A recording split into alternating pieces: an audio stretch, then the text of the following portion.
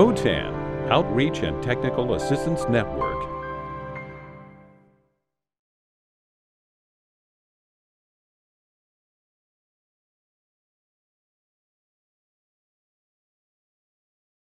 So thank you for coming. My name is Diana Vera-Alba, and I am an instructor at San Diego Community College District, an ESL instructor, as well as an OTAN subject matter expert. So this afternoon, I'm going to go over OERs for adult education. We're going to look at what they are, how you can find them, and I'm going to give you some tips on when you do create your own materials, how you can license them. Okay. So first off, what is an OER? So OER, as it's defined by the William and Flora Hewlett Foundation, are teaching, learning, and research materials in any type of medium, whether it's digital, paper, or otherwise. And they reside in the public domain or have been released under an open license that permits no cost access, use, adaptation, redistribution by others with no or limited restrictions. And the restrictions are based on the way the materials were licensed, and we're going to talk about that in a few minutes. Open educational resources hold a specific license that explain how the author gives permission on the use of the material and how the author wants to be given credit for their work. So some examples of OER may include digital and non-digital, such as full textbooks. It can be a single unit in a textbook. It can be a worksheet. It can be an interactive activity, audio or video files, or almost anything that can assist with teaching and learning. Okay. So to further explain what OERs are, we're going to watch 4 short videos. The first one is, what is OER? It's going to be defined, and you're going to hear some examples of OER. You're going to watch a video on the 5 R's of OER, which are revise, remix, reuse, redistribute, and retain. We're going to watch a video on shared community and what that means. So what is Creative Commons and its links to OERs. And then the last video is on Creative Commons and working together on licensing. OER are open educational resources. These are materials that have had an open license applied to them. So it could be a full textbook, a single unit, a worksheet, an interactive activity, anything that helps with teaching and learning. They can be printed out into physical copies for a very low cost and given to the students. It can also be an online resource as well. So open educational resources include not only openly licensed materials, but also resources that are in the public domain. This includes everything from photos from NASA to reports published by the government and even things like bills and laws. OER are different than traditional published resources because they come with the license to make adaptations to the material kind of baked into the resource from the beginning. Open educational resources can be considered as free plus permissions, and those permissions are 5 R's. You can reuse, remix, revise, retain, and redistribute the content. Reuse means to take a resource and use it in any context you want. Remix means taking multiple resources and mixing them together and creating a new resource out of it. Revise means to make a copy of the resource and actually change it and adapt it to the local context. Retain means to keep and control a copy of the resource forever. And finally, redistribute means the right to freely share whatever you've created.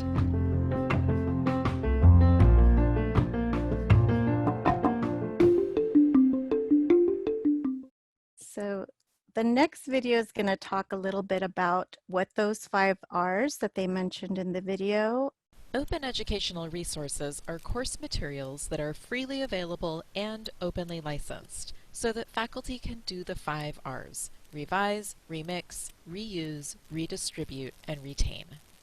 You can download the material, tailor it to your course, save a copy locally, and share it back out with attribution.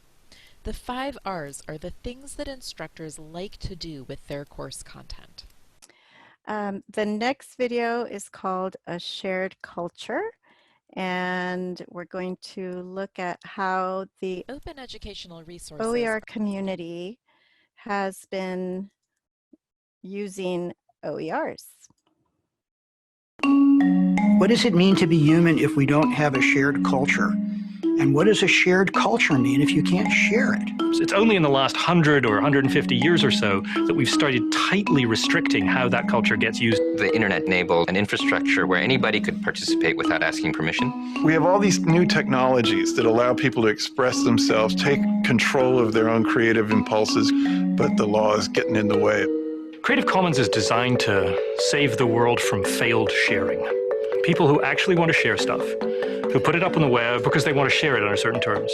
So we wanted to create a simple way for creators to say to the world, here's the freedom that I want to run with my creative work. Here are the things you're allowed to do. Can I reproduce it? Can I copy it? Can I put it in my textbook? Can I use that photograph?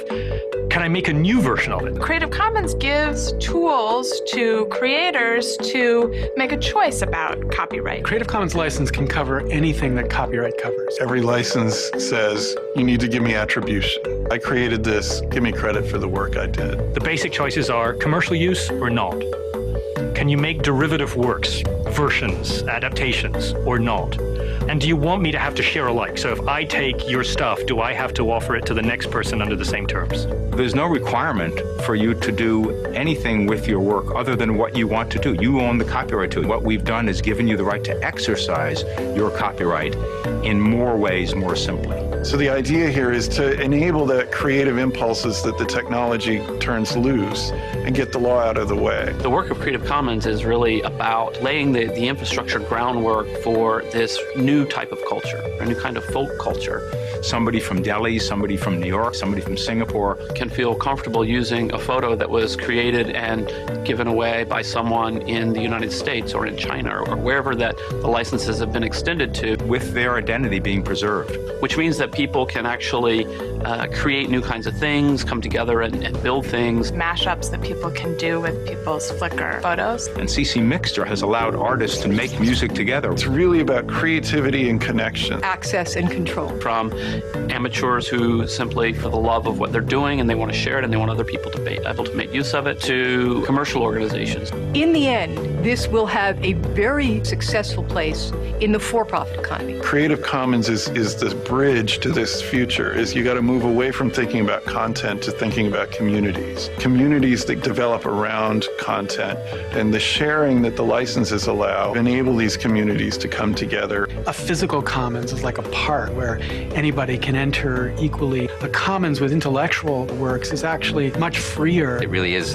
going to be the pillar for communications between people, cultural exchange. The space for more speech, more free expression. And that's the kind of commons we're trying to create.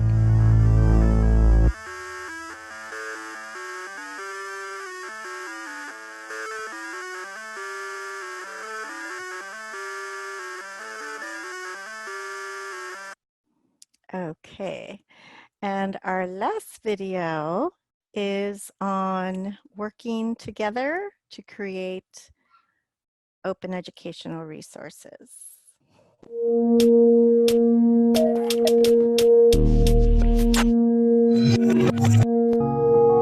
When you share your creativity, you're enabling people anywhere to use it, learn from it, and be inspired by it. Take the teacher, who shapes young minds with work and wisdom from around the globe, and the artist, who builds beauty out of bits and pieces she finds online, and the writer, whose stories use ideas and images crafted by people he's never even met.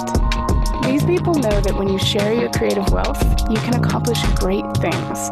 They and millions of other people all around the planet are working together to build a richer, better, more vibrant culture using Creative Commons.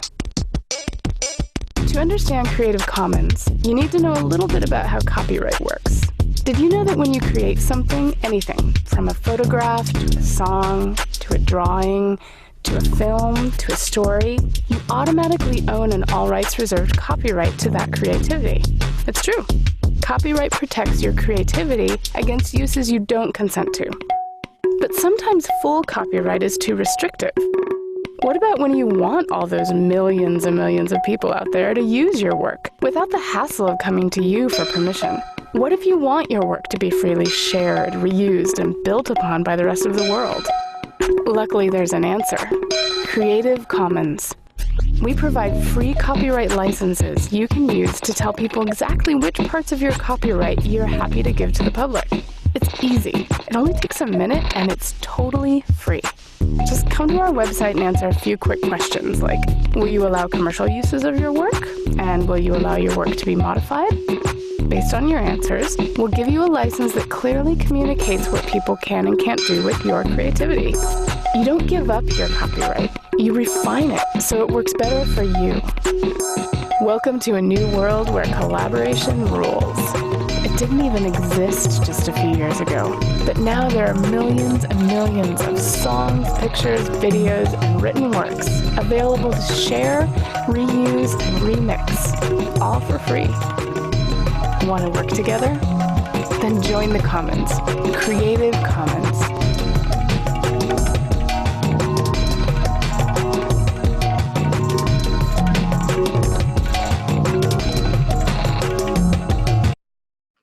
Okay, so hopefully those videos helped explain a little bit more about what OERs are and what the licensing means. And we're going to talk about that a little bit more now.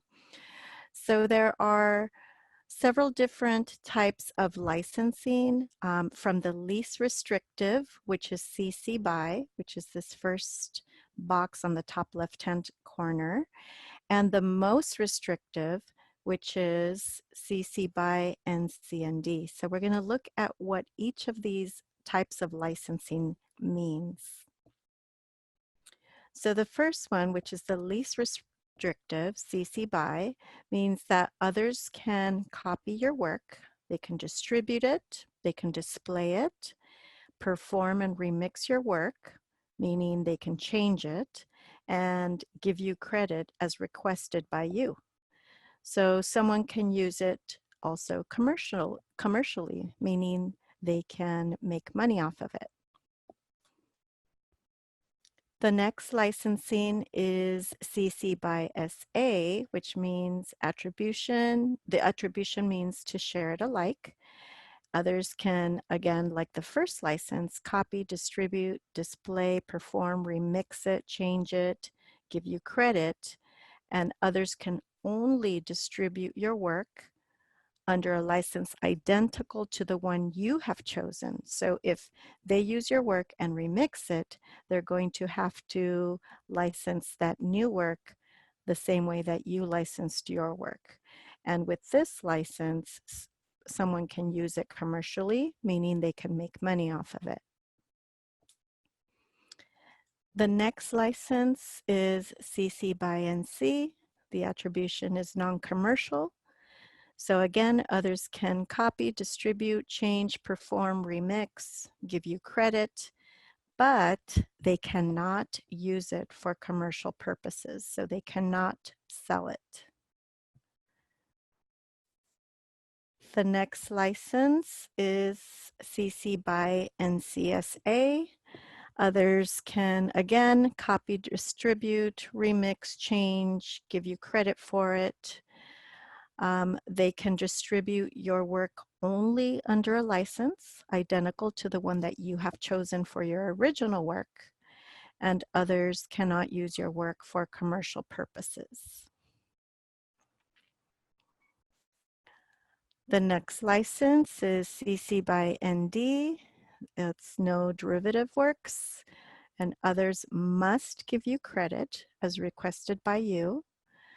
they can only copy, distribute, display, or perform verbatim copies of your work. That means they cannot change your work.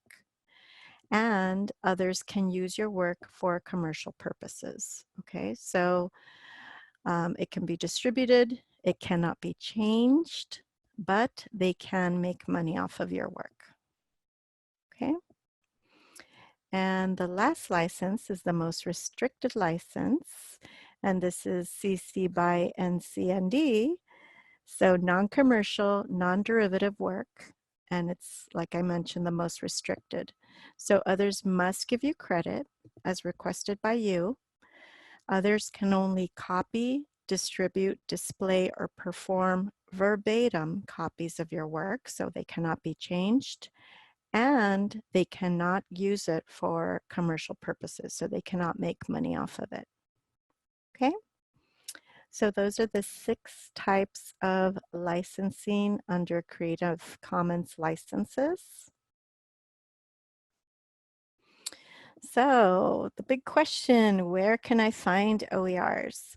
So now, as opposed to even just a year ago, there are many places you can find OERs.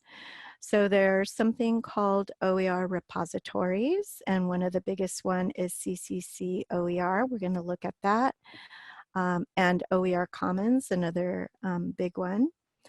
Most US colleges and universities have web pages with OER materials that are either created by instructors there at the colleges, or they've found them and now they're redistributing under the correct license.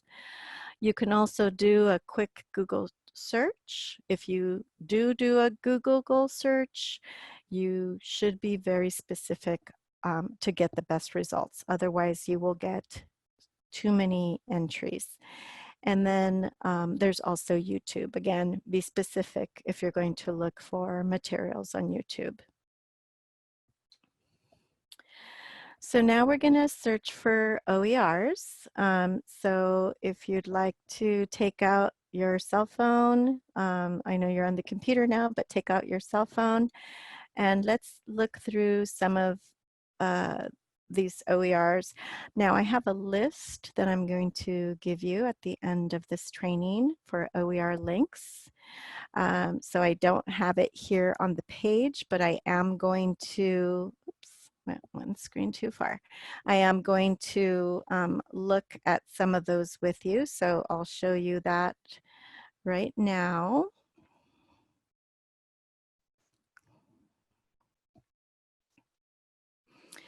So this is a list that I have compiled, and there are, of course, a lot more, but I broke it down to the top being an attribution builder. And so if you want to create your own open educational resources, there are ways for you to do that and license your work very easily. There's a link here at the top that has how to create OER or how to license it, and then the actual licensing attribution builder. Okay. The next section of the list is on colleges and universities that I've looked at and that others have shared with me. I am an ESL instructor, so I have several links for ESL OER. So these are colleges and universities that have their own open educational resource page with materials. Some of them are full textbooks, some of them are instructor created materials, but there are a lot of great resources on these links. Like I mentioned, I'm going to give you a copy of this. And then when you do create your own open educational resources there, and you want to add graphics or photos, these are 3 of my favorites. There are others, but Pixabay is my usual go-to.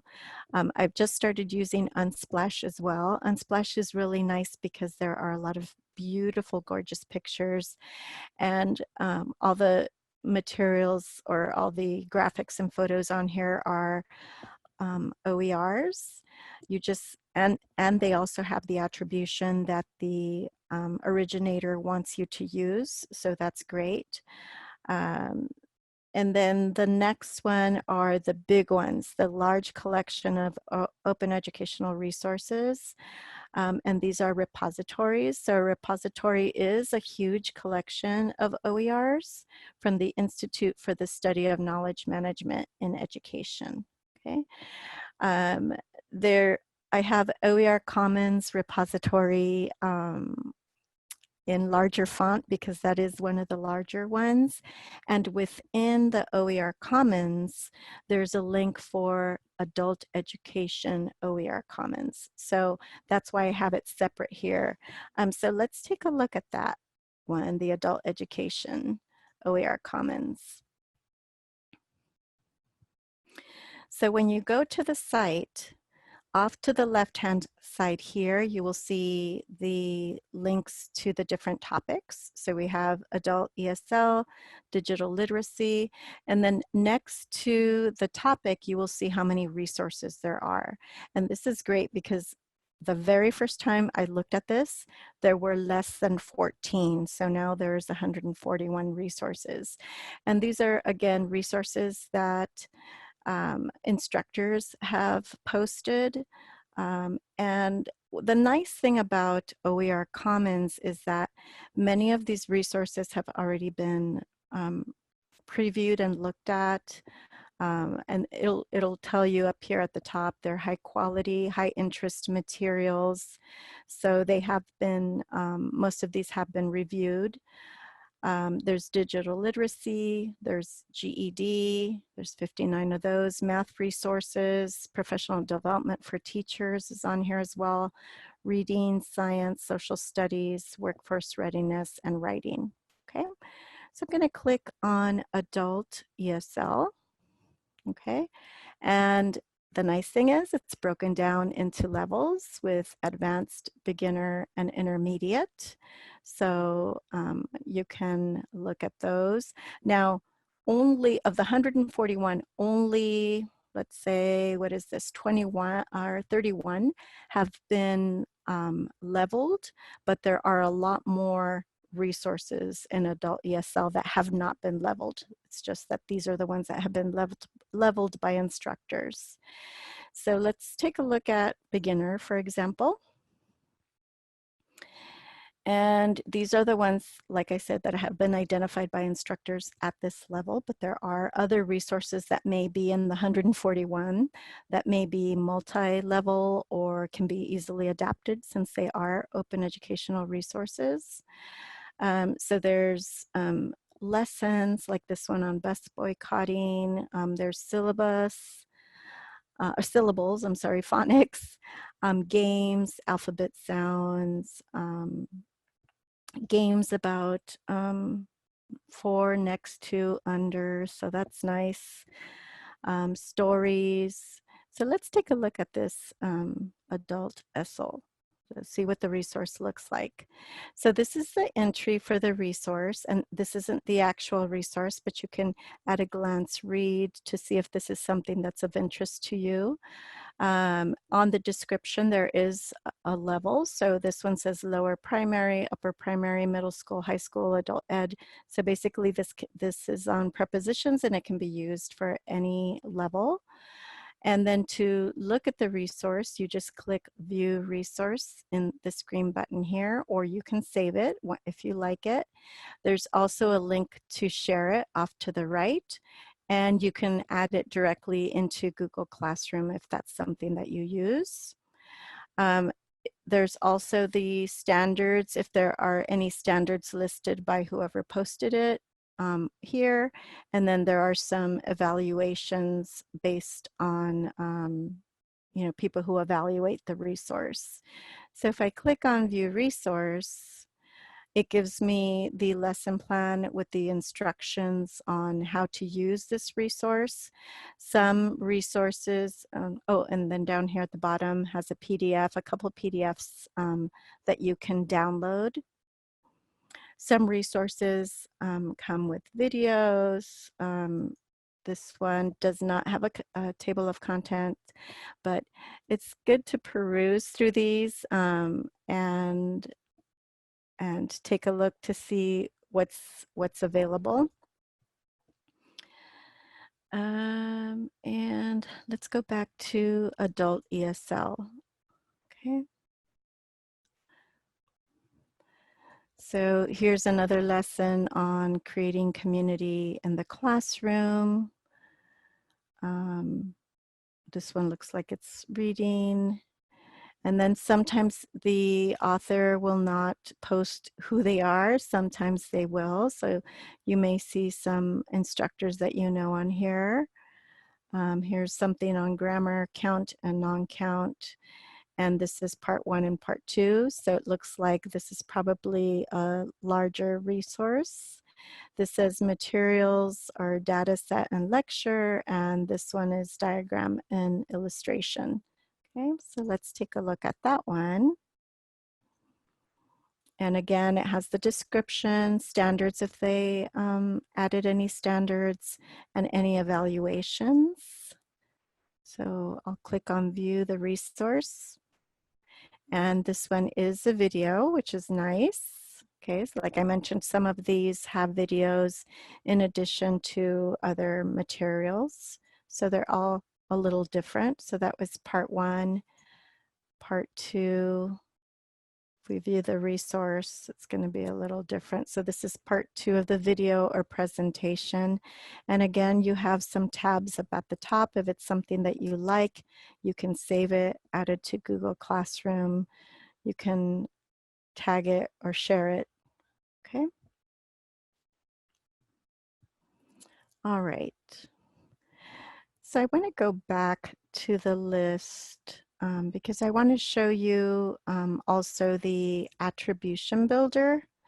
So if you create your own resources, even presentations like this or classroom presentations that you create, you can actually, and if you want to share them with others, you can actually add a licensing to it. There's attribution OER. So if we click on the first one, this is the Community College Consortium for Open Educational Resources, and it describes how to attribute your own work and how to license your own work. It's very, very simple to do. I read through this once, went through the attribution builder, and then started creating my own OERs. So it was really, really easy to use. This is the attribution builder that's in my list as well. So let me show you what that tool looks like. So you're going to put the title. So let's say these are things that I have created in the past. So let's say I'm actually take that off because I'm not. So let's say the title of my resource is ESL, ESL Grammar 2.0. I mean, whatever I want to label it. If there's a URL, I'm going to add the URL there. If it's on a website or something like that, I add my name. And then off to the right here is the license that I want to use. So remember, the least restrictive was CC BY. That's where somebody can use it, reuse it, change it, share it, give me credit for it, and actually make money off of it. So once I click this, notice that in this box down here, it already created the attribution for me. So all I have to do is copy this and add it to my resource. So it's just a quick copy and paste onto whatever resource I'm creating, whether it's a worksheet or a PowerPoint presentation, whatever it is, this is already the license that I'm going to add to my resource, okay? Are there any questions so far? Oh, I might have a question here. It's nice to see. Yes, it is. It is very nice to see that there are a lot more more adult education resources. And I know that there are teachers that are constantly creating, I know at my district, we just had a meeting yesterday, there's teachers that are constantly creating resources, and we are pooling our resources together. So another thing I wanted to mention is if your district uses Canvas, Canvas also has a Canvas Commons, and in the Canvas Commons, there are resources available for you to use. So at my district, at San Diego Community College District, we use Canvas, and I can go onto the Canvas Commons and share any materials that I create, any lessons that I create. I can share them on there, let my colleagues know that I'm adding on. And then other colleagues throughout the district have also added their resources. And it's very easy to add them onto your Canvas shell or your Canvas course. And somebody had a question, can there be a 3-hour workshop on this topic at a WIOA Adult Ed? Yes, there can be, Melinda. Thank you for asking that question. Yes, there can be. A workshop like this, we would actually create resources, and I would show the attendees step-by-step how to use that attribution builder, how to add the licensing to their presentation. So if you notice, even just on this screen, yes, so it would be a lot more hands-on. And it would be free. Yes, it would be free. So either myself or somebody else from the OTAN team could come out to your site and do a presentation like this, and have your teachers walk away with their lots of materials licensed and shared, possibly there in the workshop. So yes, definitely, definitely we can do that. But if you notice the picture that I used, not my picture, of course, but the picture, the thank you picture that I used, I created on that attribution builder. I created the attribution for that graphic that I got from Pixabay. So it's lots of fun and very easy to use, and it's really fun when you start sharing and you start people start sharing with you. And I just, for example, this morning, actually yesterday, a teacher shared with me one of her lessons that she did the first week of class. And I'm an online instructor, so this week is our first week of this 9-week session. So she shared this resource with me, and it was great. And I said, okay, put it on the comments, add the attribution. And it was very easy for me to download her lesson and, you know, modify it a little bit for my level. She teaches at a different level that I do, but it was very, very easy to use. And it's, like I said, it's a lot of fun to share your resources. So what I'm going to do is I'm going to give you a copy of that list that I just showed you, as well as my presentation. I'm going to share the PDF file in the chat. And I have a question. Does anybody else in the group use OERs? Are there anybody else that are currently using or creating maybe OERs? Okay, so we have a question from Richard. Are the exercises that are freely available online generally not available for classroom use?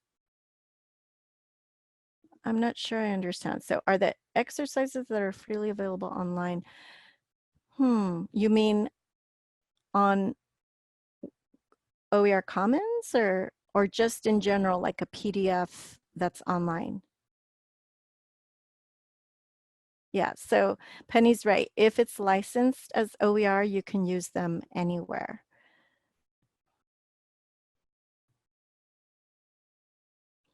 Any other questions, comments? Anybody else using OERs or dabbling in using OERs? Oh, okay. So, well, you have, okay. So he's asking in general grammar exercises that can be found through Google.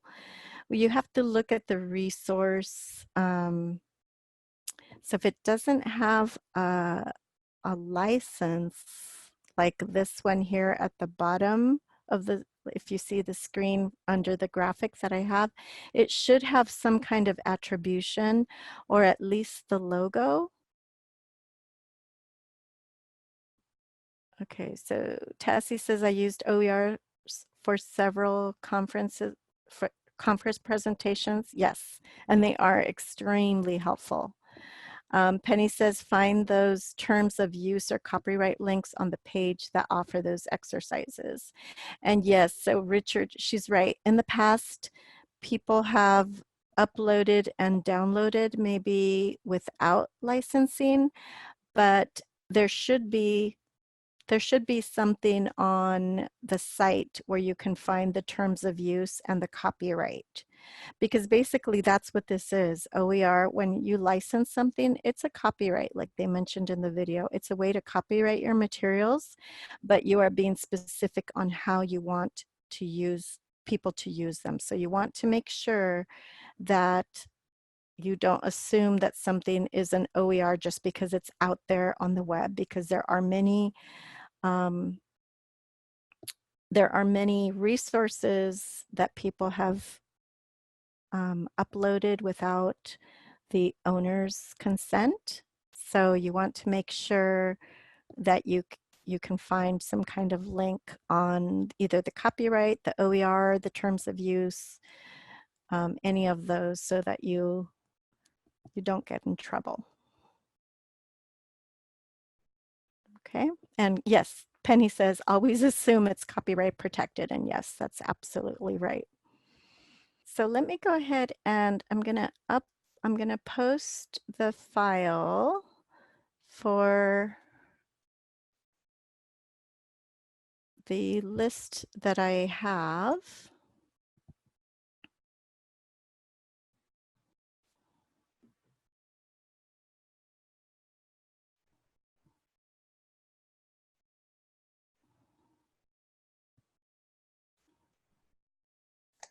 Oops. And Diana, this is Melinda. You have a question. You use the term CC by 4.0. Which copyright is that? CC by 4. In the presentation. So let me go back to that. Let me go back to that screen. Okay. Oh, down here at the licensing? Is this what you're referring to? Okay, so this was created on that attribution builder.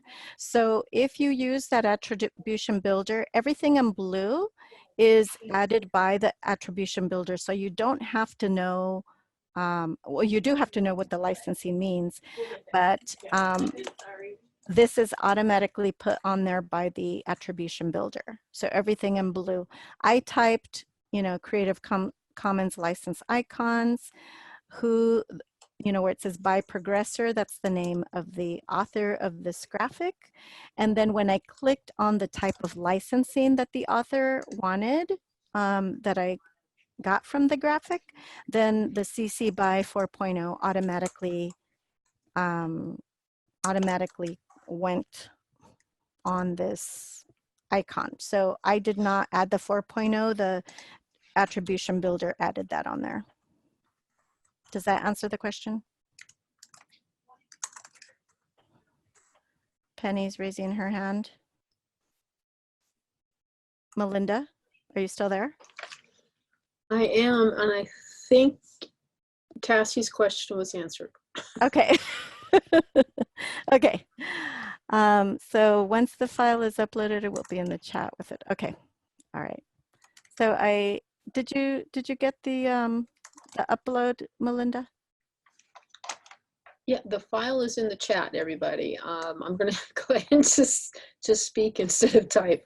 If you scroll up a little bit, you should see the copy of copy of OER links, and it is a PDF. And Diana just also added OERs for adult education.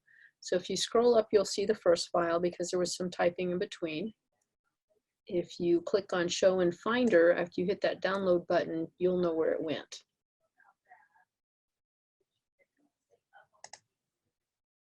And we'll give everyone a few seconds to do that. When Diana decides to end the online training, by the way, thank you, Diana, for providing this online workshop. We're going to encourage everybody to fill out the evaluation, and I'm going to type that in here in just a sec. I think it's on the second to the last screen. There it is. Yeah. Penny has a question. Any ideas for searching for OERs? Yes, I highly recommend that you use one of the repositories that are on the list because those are probably the most, that have the most files, because you can always Google it, but you might not find exactly what you're looking for. But most of those repositories at least have the materials in different categories. So it'll be easier to find materials than if you just do a Google search. So yes, I definitely recommend using the repositories that are on that list, or some of the links. Some of the college and university links that are on there are really great. And several of my colleagues have used those for their own classes. So, so yeah, those links are great.